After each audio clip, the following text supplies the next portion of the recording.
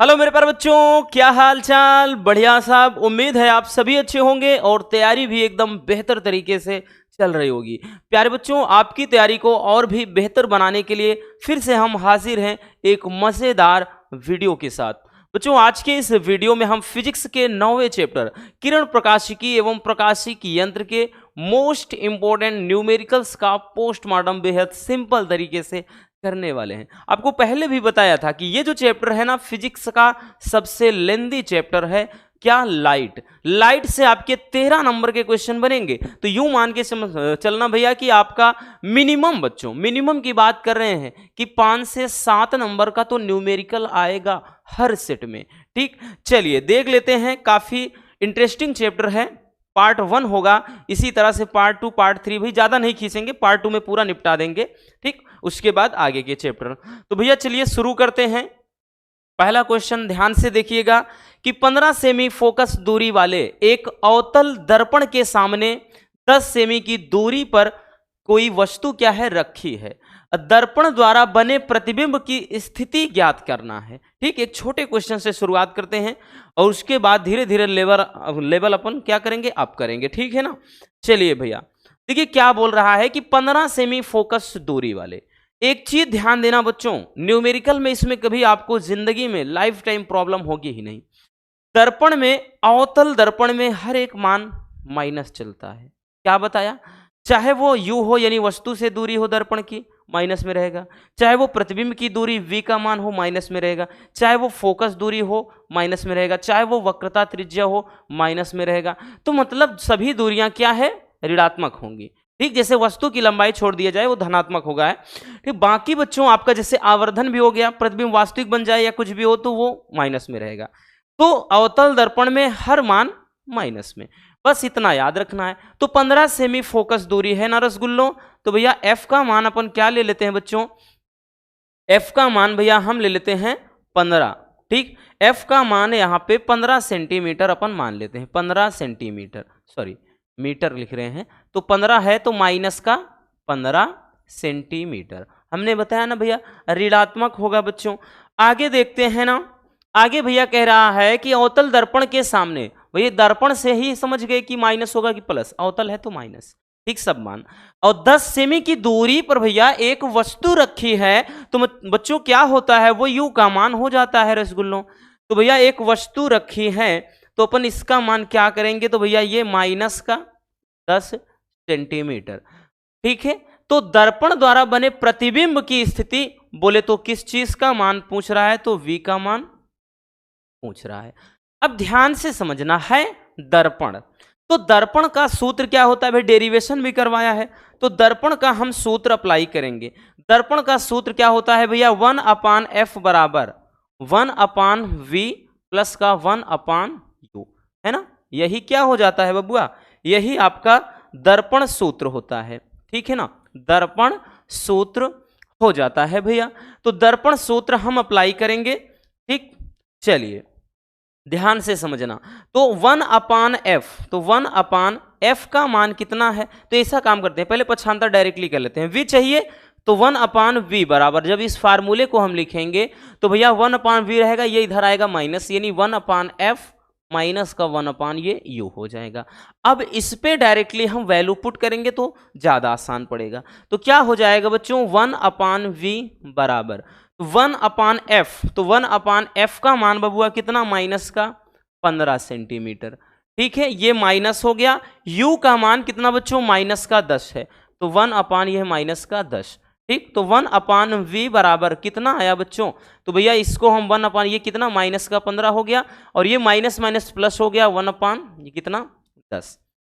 ठीक, एलसीएम ले लेते हैं। 1/v बराबर, ध्यान से समझना बच्चों, एलसीएम कितना हो जाएगा, तो बच्चों कौन सी ऐसी संख्या भैया दोनों से कट जाएगी, तो छोटी से छोटी हम 30 ले लेते हैं।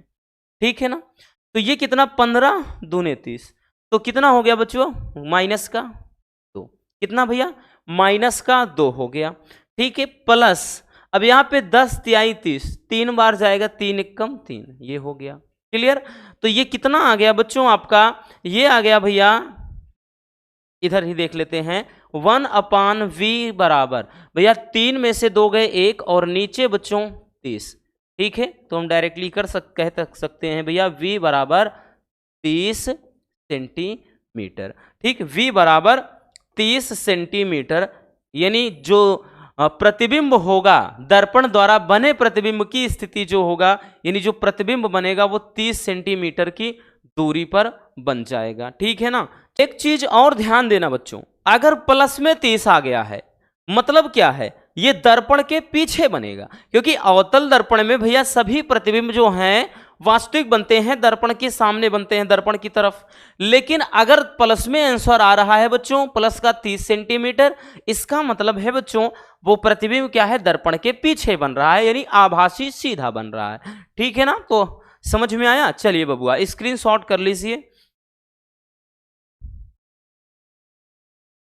अब चलते हैं भैया आगे, अगला क्वेश्चन देखते हैं बच्चों। नेक्स्ट क्वेश्चन देखिएगा, अगला क्वेश्चन कह रहा है कि 24 सेमी वक्रता त्रिज्या वाले अवतल दर्पण के सामने 3 सेमी की दूरी पर बच्चों एक मोमबत्ती रखी है, तो मोमबत्ती के प्रतिबिंब की स्थिति ज्ञात करना है। चलिए शुरू करते हैं भैया, वैल्यू लिखते हैं। कह रहा है कि 24 सेमी वक्रता त्रिज्या वाले दर्पण अवतल है, तो बबुआ आर का मान कितना हो जाएगा भैया, आर का मान ये हो जाएगा माइनस का 24 सेंटीमीटर। तो भैया आर का मान आया है, बट हमको चाहिए क्या, एफ पहले निकालेंगे। तो एफ बराबर फार्मूला क्या होता है, आर बाई 2। ठीक है ना, तो यहां से हम कह सकते हैं तो भैया माइनस का 24/2, तो एफ का मान जो निकल आया बच्चों, एफ का मान कितना निकल के आ गया भैया, तो यहां से आ गया कितना 12, तो माइनस का 12 सेंटीमीटर एफ का वैल्यू आ गया। आगे कह रहा है कि दर्पण के सामने 3 सेमी की दूरी पर एक मोमबत्ती रखी है, तो भैया 3 सेमी की दूरी पर रखी है, तो ये यू का मान दे दिया बच्चों। 3 सेमी की दूरी पर रखी है तो माइनस का 3 सेंटीमीटर। ठीक है ना, तो अब आगे कह रहा है मोमबत्ती के प्रतिबिंब की स्थिति, तो सेम वही चीज इसमें भी है, तो V का मान पूछ रहा है। ठीक, तो है अवतल दर्पण, अवतल दर्पण है, तो फार्मूला भैया दर्पण हो चाहे अवतल हो चाहे उत्तल सेम होता है दोनों के लिए। 1/f बराबर बच्चों 1/v प्लस का 1/u, ये फार्मूला हो जाता है। ठीक है ना भैया, यही फार्मूला होता है। इसी पे हम फिर से वही चीज पक्षांतर करके लगाएंगे, तो 1/, जब v बराबर करेंगे ना बच्चों, ये चीज इधर आएगा, तो 1/f माइनस 1/u हो जाएगा। वैल्यू पुट कर देते हैं, 1/v बराबर 1/, भैया f का मान माइनस का 12 सेंटीमीटर माइनस 1/u का मान माइनस का 3 सेंटीमीटर। ठीक है ना, तो ये कितना हो जाएगा बबुआ, 1/v बराबर 1/, भैया ये तो माइनस का 12 है ही, ठीक, और यहाँ माइनस माइनस ये प्लस हो जाएगा, ये 1 कितना 3, तो 1/v बराबर एलसीएम ले लेते हैं, कितना होगा भैया एलसीएम कितना, तो एलसीएम मतलब 12 हो जाएगा। ठीक, तो 12 एकम 12, एक बार जाना है, 1 एकम 1 माइनस 1 हो गया, और प्लस 3 चौके 12 4 एकम 4 हो गया, तो 1/v बराबर, तो भैया 4 में से 1 चले जाएंगे 3 बच जाएगा, ये 12, 3 चौके 12। ठीक, तो यानी यहां से ये कितना आ गया भैया 1/v बराबर 1 कितना 4, तो 1 मतलब ये, फिर v का मान कितना आ जाएगा, डायरेक्टली हम कह सकते हैं कि v बराबर 4 सेंटीमीटर। ये भी बच्चों धनात्मक में आया है, तो इसका मतलब ये भी प्रतिबिंब दर्पण के पीछे ही बनेगा, यही आंसर हो जाएगा, दर्पण के पीछे प्रतिबिंब बनेगा, क्योंकि ये धनात्मक में आया है। ठीक है ना, चलिए स्क्रीनशॉट कर लीजिए इसको भी।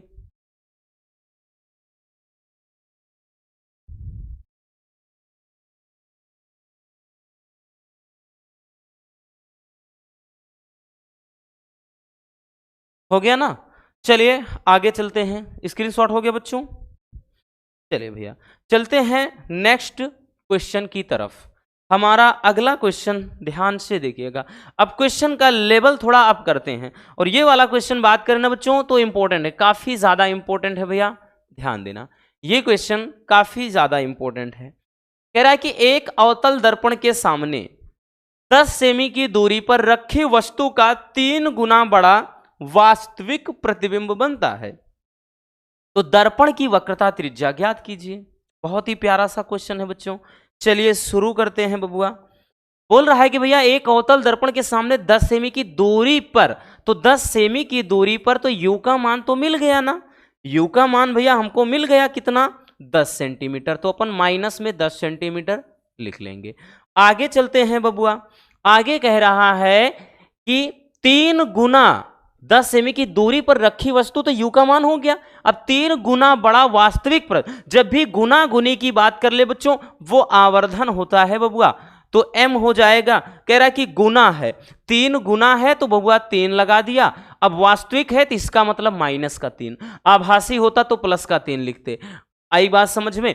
आगे कह रहा है कि दर्पण की वक्रता त्रिज्या, बोले तो r का मान निकालना है, r का मान आपको ज्ञात करना है। कैसे निकालेंगे, कैसे ज्ञात करेंगे, चलिए शुरू करते हैं। देखिए आवर्धन का, रेखीय आवर्धन का फार्मूला होता है, एक फार्मूला होता है बच्चों कि v अपान, देखिए एक होता है m बराबर माइनस का v अपान u, यानी एक फार्मूला होता है भैया I अपान ओ बराबर v अपान u, ठीक, और ये बराबर m के ही होता है। तो यहाँ पे हमको v और u में एक चाहिए, u का मान है, v का निकालना है, तो हम इसको इसके बराबर करेंगे, चाहे आप इसको इसके बराबर कर सकते हैं, ठीक है। तो यहाँ पर हमने m बराबर माइनस v अपान u कर लिया दर्पण के लिए, तो यही वाला फार्मूला क्या होगा, अप्लाई होगा, यहां से हम v का मान निकाल सकेंगे, ठीक। तो चलिए देखते हैं। तो भैया यहाँ m का मान कितना है, माइनस का 3 गुना, -3, और ये माइनस का v अपान यहाँ पे कितना हो जाएगा नीचे, मतलब u, ठीक। तो ये तो कैंसिल हो गया, आया कितना, तो ये अगर हम क्रॉस गुणा करा देंगे तो v बराबर कितना आ गया, 3u, यानी v बराबर कितना हो गया भैया, 3 हो गया। u का मान कितना है बच्चों, माइनस का 10, तो v का मान कितना, माइनस का 30 सेंटीमीटर, ठीक है। तो अब तो मालूम चल गया, क्योंकि u का मान है भैया, v का भी मिल गया। अब हम डायरेक्टली दर्पण सूत्र अप्लाई कर लेंगे, 1/f बराबर 1/v प्लस 1/u, ठीक है। तो पहले भैया फोकस दूरी ही निकालेंगे ना बच्चों, क्योंकि फोकस दूरी निकालेंगे तभी तो वक्रता त्रिज्या निकलेगा। तो यहां से हम फोकस दूरी इसलिए निकाल सकेंगे। क्या होगा बबुआ फार्मूला, देखिए भैया करेंगे कि 1/f बराबर 1/v का मान कितना है, तो भैया माइनस का 30 है, ठीक, प्लस 1/u का मान कितना है बच्चों, तो भैया माइनस का 10 है, ठीक है ना, माइनस का 10 है। तो 1/f बराबर एलसीएम ले लेंगे बच्चों तो 30 हो जाएगा, 30 एकम 30, माइनस का यहाँ पे 1 बच गया बबुआ, ठीक है। अब उसके बाद ये 10 तिहाई 30 और ये माइनस का 3 हो गया, ठीक। तो ये कितना आ जाएगा, ये हो जाएगा 1/f बराबर कितना, माइनस का 4, माइनस का 4 हो गया, और नीचे क्या है बबुआ 30 है, ठीक है। तो यहाँ पे इतना हो जाएगा। या फिर हम लिखना चाहेंगे f बराबर, तो f बराबर जब लिखना चाहेंगे बबुआ कितना हो जाएगा, 30/4, ठीक। तो ये कितना आ गया, f बराबर काट देते हैं ना, 4 सते 28, ठीक, ये कितना हो 4 सते 28 हो जाएगा, 2 हो जाए 4 पंजे 20, ठीक, इतना सेंटीमीटर आ गया, ठीक है ना बबुआ, इतना सेंटीमीटर ये फोकस दूरी आ गया। अब फोकस दूरी आ गया, बट पूछा क्या है, वक्रता त्रिज्या, तो होता है f बराबर, सॉरी, जब f बराबर देखिए r/2, यहां देख लेते हैं साइड में फार्मूला होता है भैया क्या होता है कि f बराबर r/2, तो यहां से अगर हम r बराबर कर देंगे भैया 2f, ठीक, तो r बराबर कितना हो गया, 2f का मान 7.5, 7.5, ये माइनस का है, तो भैया r बराबर कितना हो गया, तो 7.5 दूना 15, माइनस का 15 सेंटीमीटर, यही आंसर हो जाएगा, ठीक है। माइनस का कितना, 15 सेंटीमीटर, यही हमारा आंसर हो जाएगा, ठीक। आई बात समझ में। चलिए भैया स्क्रीनशॉट कर लीजिए इसको भी जल्दी से।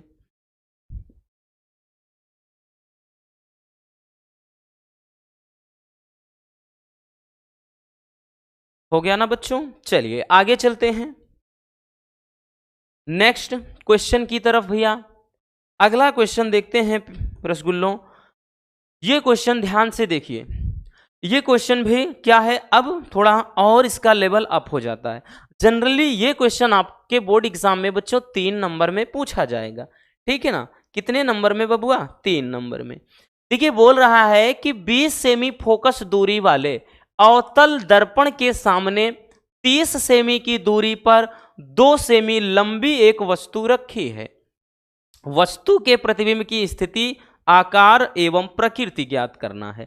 देखिए अब ये मत सोचना कि भैया सब दर्पण अवतल वाला ही है, अवतल वाला ही पूछता है, उत्तल नहीं। उत्तल में देखिए हमने बताया ना सेम वही चीज है, उत्तल में u का मान माइनस, बाकी सब प्लस, लेकिन अवतल में सब मान माइनस होता है, ठीक। उत्तल में याद रखना कि u का मान जो होगा माइनस रहेगा, बाकी अदर प्लस में रखते हैं उत्तल दर्पण में, ठीक। लेकिन अवतल दर्पण में सब का मान माइनस। तो 20 सेमी फोकस दूरी वाले अवतल दर्पण के सामने, तो भैया क्या हो जाएगा? u बराबर, ठीक, कह रहा 20 सेमी, सॉरी पहले फोकस दूरी दे दिया है तो f बराबर फोकस दूरी पहले दे रखा है, तो भैया कितना हो जाएगा? f बराबर कितना आ गया? माइनस का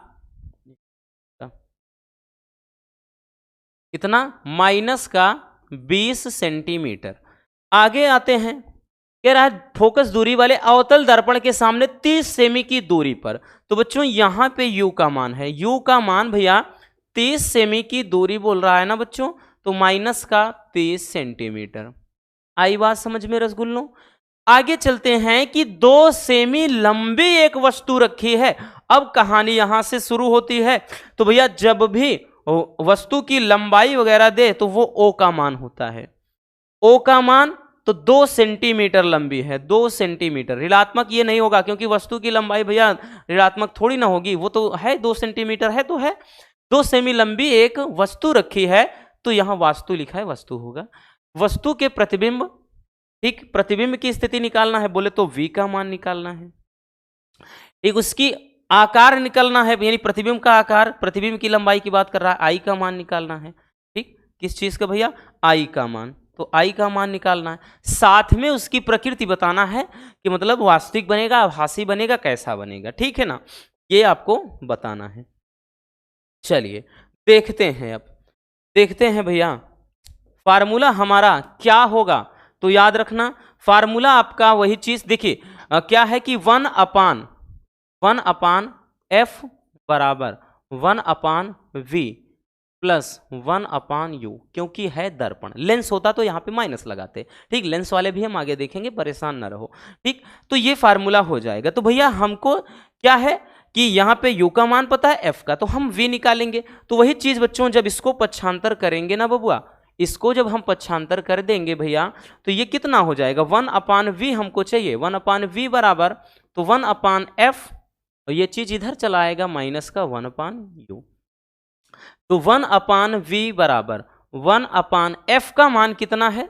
माइनस का 20, ठीक, माइनस 1 अपान u का मान कितना है? माइनस का 30 है, ठीक। तो 1 अपान v बराबर 1 अपान ये माइनस का 20 ही है, और ये माइनस माइनस प्लस हो गया, ये 30 हो गया, ठीक। इतना हुआ भैया। अब देखते हैं आगे, ये कितना हो जाएगा? 1 अपान v बराबर 1 अपान v बराबर भैया एलसीएम ले लेते हैं, कितना होगा बच्चों? तो भैया 60 हो जाएगा, कितना? 60 हो जाएगा, 20 तिहाई 60 माइनस भैया 3 एकम 3 हो गया, और ये भी 30 दूना 60 तो प्लस का 2 हो गया। तो 1 अपान v बराबर कितना आया भैया? ऊपर माइनस का 1, ठीक, माइनस 3 प्लस 2 है, तो भैया 3 में से 2 गए 1, तो माइनस 1, और नीचे 60, तो v बराबर कितना? माइनस का 60 सेंटीमीटर। तो अपना एक आंसर ये हो जाएगा, ठीक है ना। v का मान पूछा है बच्चों, तो v का मान निकाल दिया। अब देखिए आवर्धन लगेगा, क्योंकि यहाँ पे वस्तु की लंबाई, तो आवर्धन वाला फार्मूला अब हम अप्लाई करेंगे, ठीक। अब हम क्या करेंगे? आवर्धन वाला फार्मूला। वो फार्मूला क्या होता है जरा ध्यान से देखना। फार्मूला होता है I अपान O बराबर माइनस का v अपान, ठीक, इसके पहले भी बताया है, I अपान O बराबर माइनस का v अपान u, ये फार्मूला होता है, ठीक। अब इसी फार्मूले पे हम निपटारा करेंगे बबुआ। तो I अपान O, I का मान तो पूछ ही रहा है, O का मान कितना है बच्चों?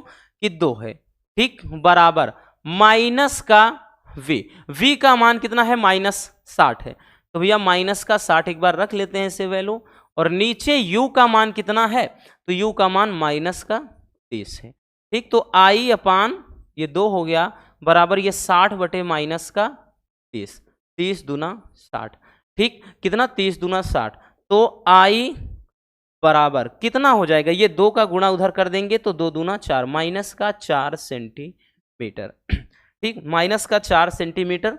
तो प्रतिबिंब की लंबाई माइनस का 4, माइनस इस बात का भैया प्रतीक है कि प्रतिबिंब कैसा बन रहा है, वास्तविक। प्रतिबिंब वास्तविक बन रहा है। ठीक है, उल्टा बन रहा है। और देखा जाए वस्तु 2 सेमी लंबी थी तो 4 सेमी इसका प्रतिबिंब बन रहा है, लंबा 4 सेमी लंबा। ठीक, तो वास्तविक प्रतिबिंब बन रहा है, वास्तविक उल्टा, और वस्तु से हम बड़ा भी लिख सकते हैं, वस्तु से बड़ा। ठीक, तो ये प्रतिबिंब मतलब ये हो जाता है प्रकृति में, वास्तविक उल्टा वस्तु से बड़ा। आई बात समझ में? तो यहां तक कोई दिक्कत हुई नहीं होनी चाहिए बच्चों, क्योंकि सिंपल सा क्वेश्चन भी आपने हाई स्कूल में भी इसके बारे में पढ़ा है, हाई स्कूल में भी आपने ये न्यूमेरिकल सब देखा है, इसलिए दिक्कत तो होनी नहीं चाहिए। जनरली ये ध्यान देना कि भैया 3 नंबर वाले हैं, क्योंकि परावर्तन वाला जो हो गया, दर्पण वाला टॉपिक आपको बहुत पहले रिमूव किया था, फिर से आ गया है, तो क्वेश्चन बनते हैं। चलिए जल्दी से इसको भी स्क्रीनशॉट कर लीजिए।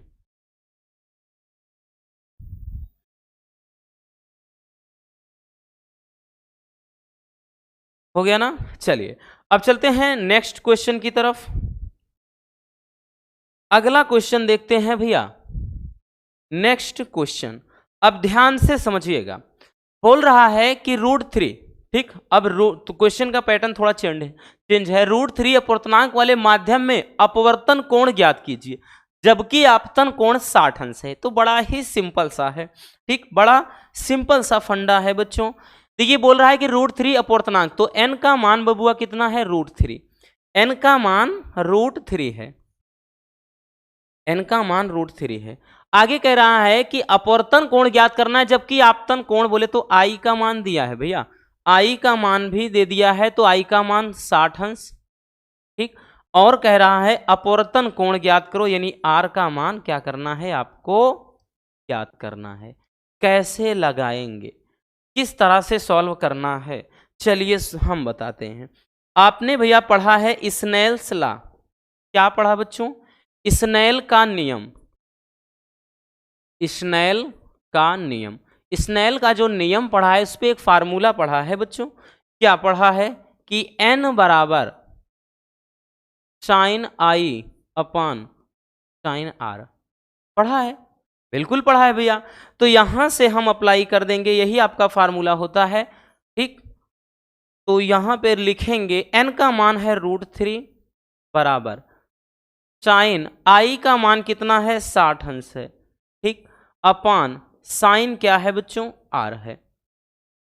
ठीक, वैल्यू रख देते हैं, तो √3 बराबर साइन 60 अंश का मान कितना, √3/2 होता है। ठीक, तो √3/2, नीचे क्या है, साइन r है। तो इसको हम लिख सकते हैं √3 बराबर, ये हो सकता है √3 और नीचे 2 साइन r। ठीक, ये हो जाएगा। तो भैया इसका हम क्रॉस गुणा कर देते या इसको काट देते हैं, फटाक से कैंसिल हो गया। ठीक, तो ये कितना हो जाएगा, तो ये हो जाएगा 2 साइन r बराबर 1। ठीक, 2 साइन r बराबर कितना, यहाँ पे 1 है, तो साइन r बराबर कितना भैया, 1/2 हो जाएगा। इधर 1/2 कितने अंश का मान है, तो साइन 30 अंश का मान 1/2 होता है। ठीक, साइन 30 अंश का मान कितना होता है बच्चों, देखिए तो लिखेंगे ना कि साइन r बराबर साइन 30 अंश। ठीक है, तो भैया r बराबर कितना हो जाएगा, 30 अंश, यही हो जाएगा। ठीक, r तो आपतन कोण 60 है, तो अपवर्तन कोण 30 अंश है ना। आसान है, समझ में आ गया, दिक्कत नहीं होनी चाहिए भैया, क्योंकि बड़ा ही सिंपल सा क्वेश्चन है। बस हमें अपने कॉन्सेप्ट से मतलब है कि जो कुछ पूछा है, जैसा पूछा है, हम उसे सेम वैसे करते चले जाएं। ठीक है ना, चलिए जल्दी से इसको भी स्क्रीनशॉट कर लीजिए।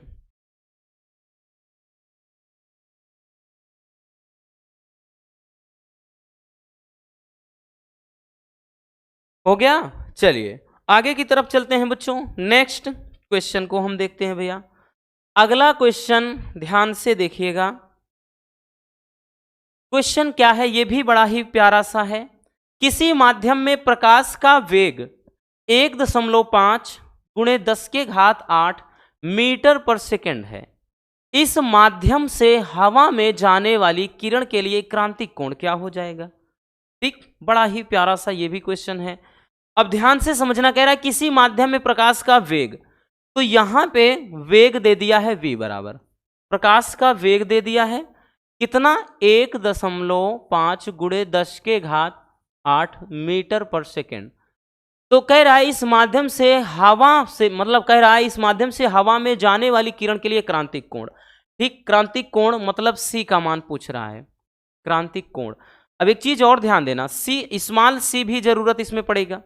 तो स्मॉल c का मतलब यहां पे क्या है, प्रकाश की चाल कितना होता है, 3 गुणे 10⁸ मीटर पर सेकेंड। तो सबसे पहले हम n निकालेंगे।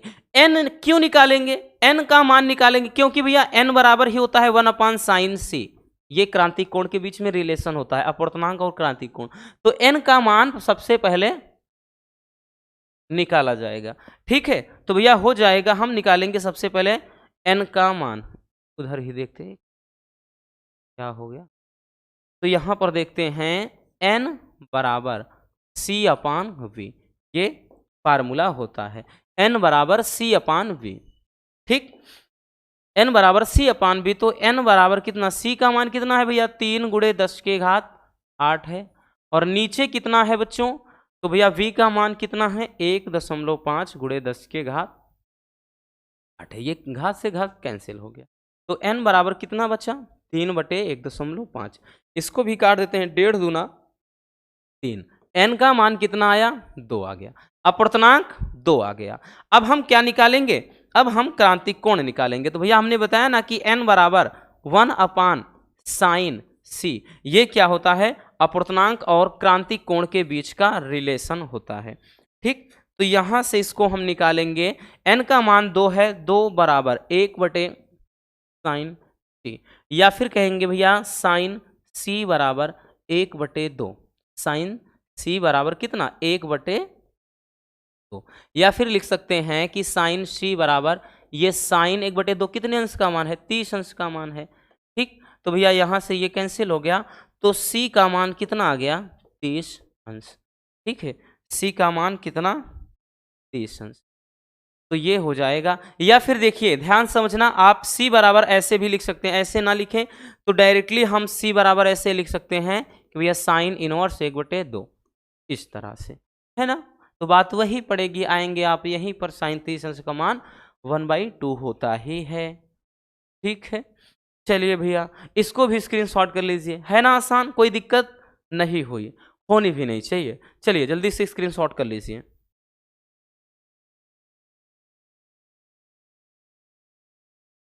चलिए बच्चों हो गया, आगे चलते हैं भैया, आगे क्वेश्चन की तरफ चलते हैं। नेक्स्ट क्वेश्चन ध्यान से देखिएगा, इस क्वेश्चन को बोल रहा है कि वायु के सापेक्ष कांच एवं जल के अपवर्तनांक क्रमशः कितना है भैया, कि 2/3 एवं 4/3 है। कह रहा है कि जल के सापेक्ष कांच का अपवर्तनांक आपको ज्ञात करना है। तो ये भी बड़ा ही इंपॉर्टेंट सा क्वेश्चन है। ठीक, इंपॉर्टेंट क्या, यूं कह लें कि ये मोस्ट इंपॉर्टेंट क्वेश्चन है बबुआ। देखिए कह रहा है कि वायु के सापेक्ष कांच का अपवर्तनांक, वायु को भैया एयर होता, हवा, तो ए हो जाएगा, AN, वायु के सापेक्ष कांच यानी ग्लास, ANG वायु के सापेक्ष कांच हो गया।